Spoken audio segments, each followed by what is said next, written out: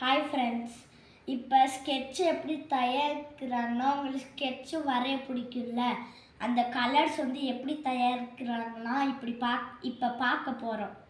Sketch எடுத்துக்கோங்க, ஒரு scissor, ஒரு ரெக்டாங்கிள் ஷேப் உள்ள டிஷ்யூ இல்லைன்னா ஃபில்டர் பேப்பர்னால் கடையில் கிடைக்கும், வாங்கிக்கோங்க. அடுத்து கிளாஸ் ஆஃப் வாட்டர் கொஞ்சம் ஆட் பண்ணிக்கோங்க. இப்போ நம்ம இதை வந்து ரெக்டாங்கிள் ஷேப்பில் கட் பண்ணிக்கணும். அடுத்து எனக்கு பிடிச்ச கலர் வந்து நான் எடுத்துக்கிறேன், block, yellow, red.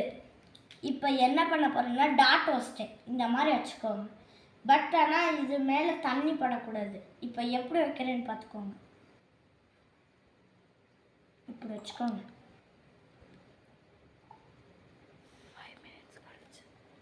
5 minutes wait பண்ணுங்க.